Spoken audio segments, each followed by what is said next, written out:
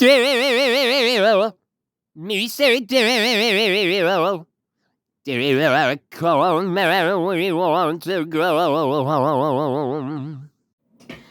Dale, me say Dale, dile come and we want to go home. Come, Mr. Dallyman, Dally di Fanana. Daylight come and we want to go home. With 6 foot, 7 foot, 8 foot, what? Daylight come and we want to go home. Day, Mr. Day, Mr. Day, Mr. Day, Mr. Day, Mr. Day. Oh. Daylight come and we want to go home. What is up, everybody? Harrison Ring Ring here. Today we are reviewing Beetlejuice, and I'm not saying it the third time. But yes. Anyways, Beetlejuice is like a 36 year. I think it's like 36 year later. I think that's what I know, but 36 year later sequel. I'll just say 36 years, but I probably can't count like the timing of it, so that's gonna be my problem. But anyways, this is a story of when this is like years later into the future where Lydia Dietz is now older.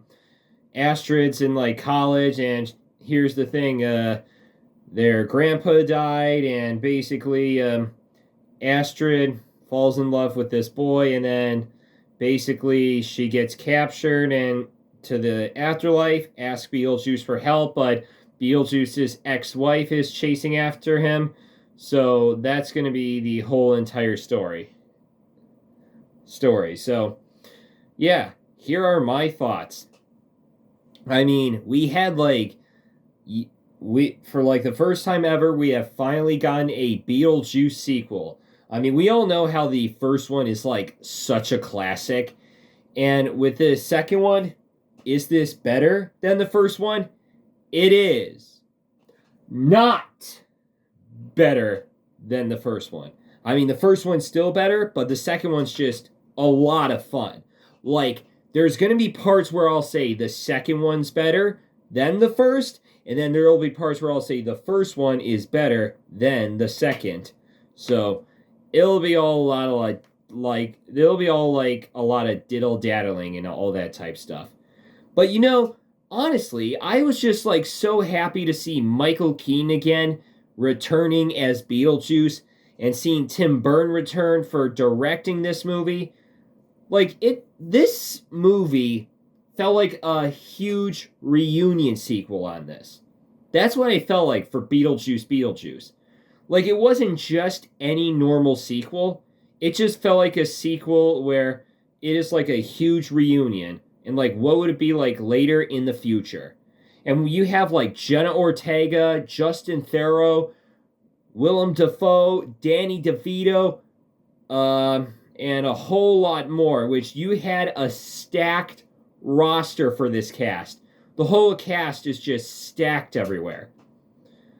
And with Danny Elfman, who score composed this music again, this just feels like a classic reunion on this sequel. Like, I had so much fun on Beetlejuice. It's just such a well-created movie.